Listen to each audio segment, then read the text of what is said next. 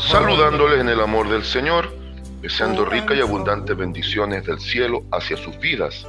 Ha llegado la hora de compartir el devocional, el pancito diario de vida que tanto bien hace a nuestras almas.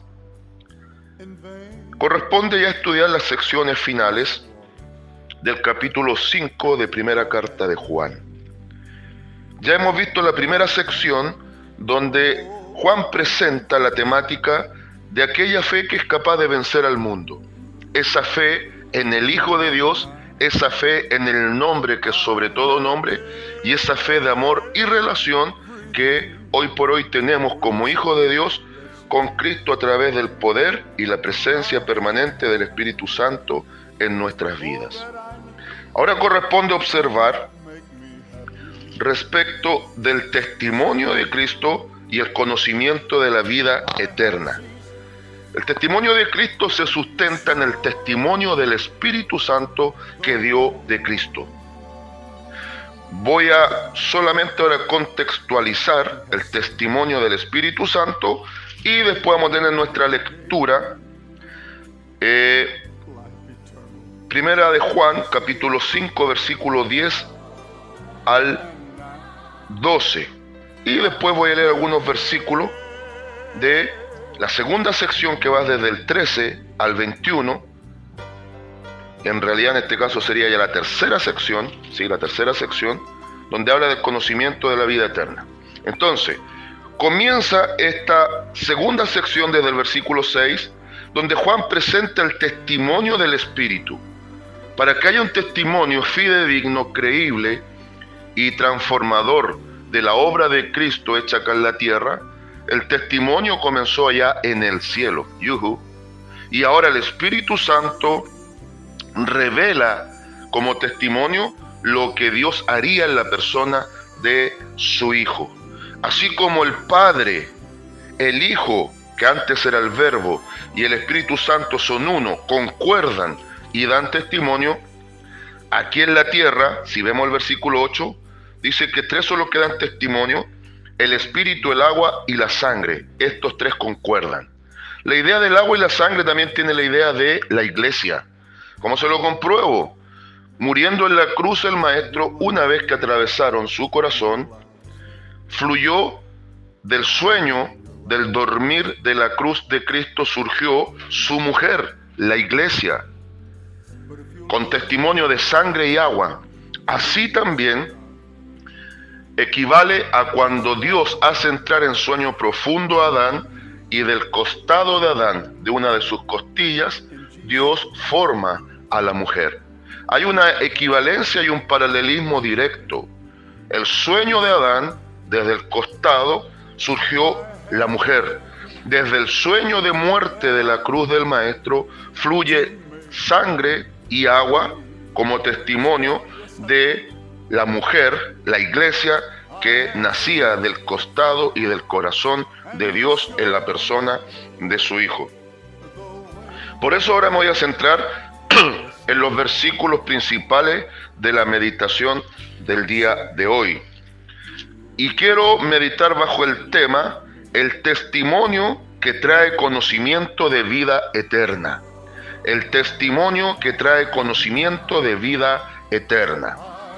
Primera de Juan, capítulo 5, versículo 10 al 12, y su palabra dice de la siguiente manera: el que cree en el Hijo de Dios tiene el testimonio en sí mismo.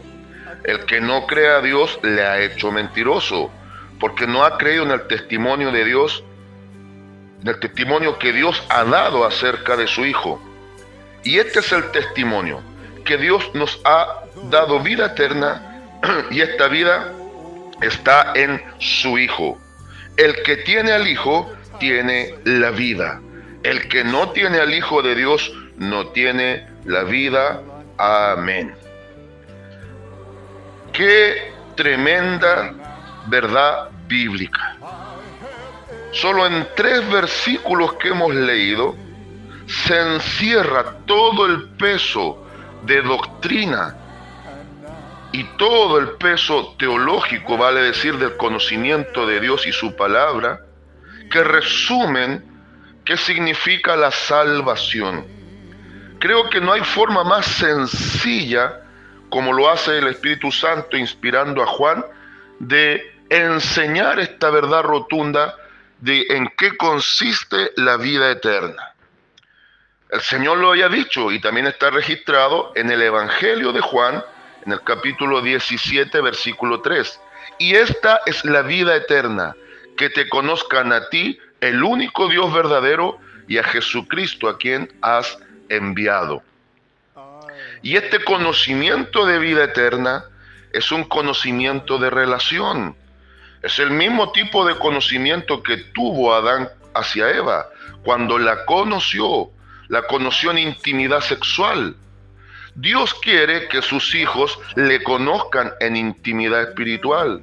Y solo los que le conocen en esa intimidad espiritual a Dios por medio de Jesucristo, no solo son sus hijos, sino que son los verdaderos herederos de la vida eterna.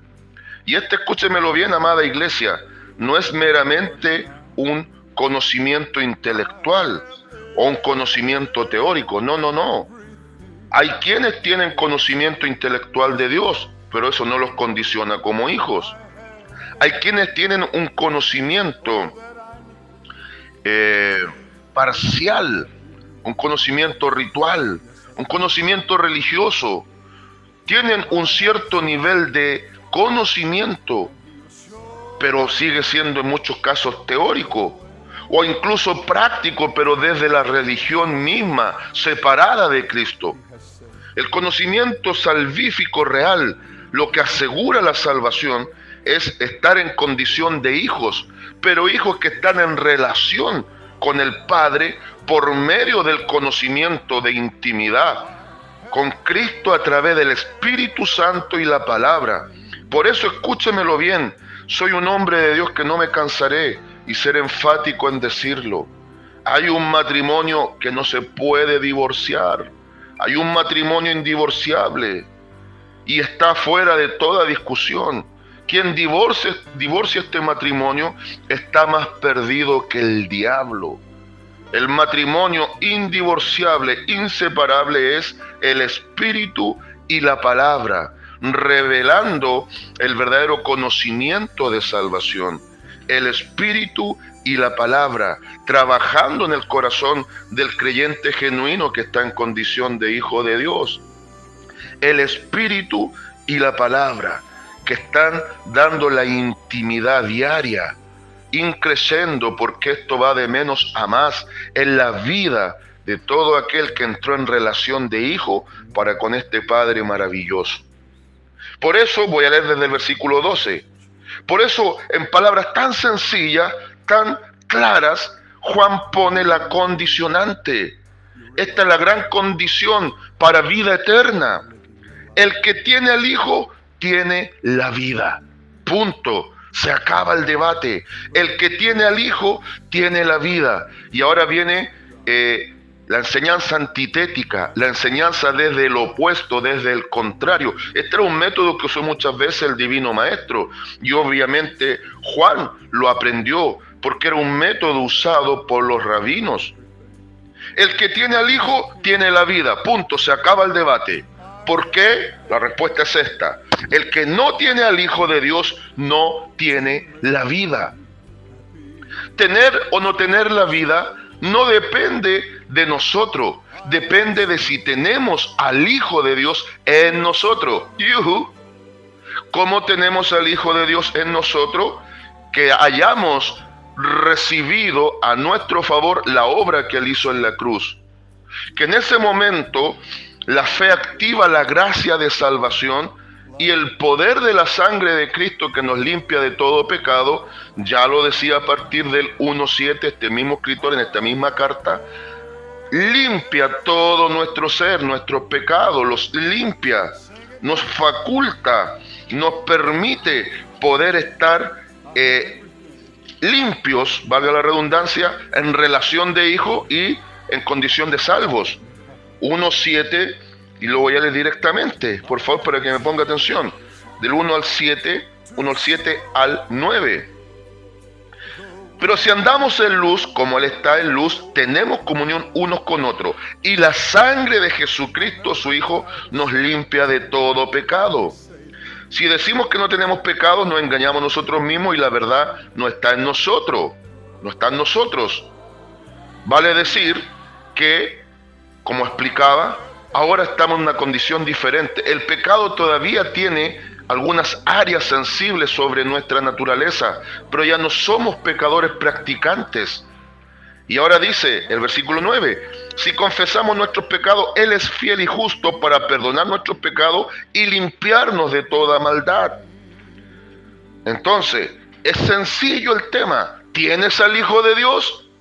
¿Mora en tu vida el Espíritu Santo? ¿Estás bajo la sangre de Jesucristo, el Cordero que nos limpia? ¿Has pasado por la cruz y vives como crucificado junto con Cristo? Pues bien, buenas noticias. Esto es Evangelio. Buenas noticias. La buena noticia es, eres hijo de Dios o hija de Dios. Estás en una relación donde Dios es tu Padre. Tú eres su hijo. El Espíritu Santo es tu tutor que te está guiando hacia la vida eterna. Y tienes una amistad genuina con Cristo a través del conocimiento que te otorga el Espíritu Santo de la revelación de su palabra. Y vas creciendo de menos a más. Has sido cambiado de posición y de estado y estás siendo transformado en tu naturaleza. ¿Cuál es tu nueva posición? Hijo de Dios. ¿Cuál era tu antigua posición? Hijo de ira, reservado a juicio. ¿Cuál es tu nuevo estado? Cambiaste de muerte a vida, de tinieblas a luz. ¿Y qué pasa con tu naturaleza? Tu vieja naturaleza está siendo renovada a una nueva naturaleza para que seas partícipe de naturaleza divina. Partícipe de naturaleza divina. Como dice 2 de Pedro 1:4. ¿Ah? Por eso es clave lo que dice a partir del versículo 10. El que cree en el Hijo de Dios tiene el testimonio en sí mismo. El que no cree a Dios le ha hecho mentiroso, porque no ha creído en el testimonio que Dios ha dado acerca de su Hijo. El que rechaza el testimonio rechaza al Hijo. Por lo tanto, el que rechaza el testimonio de la predicación del Evangelio, que se sostiene, se sustenta y permanece por la obra de Cristo, ese está rechazando muchas cosas.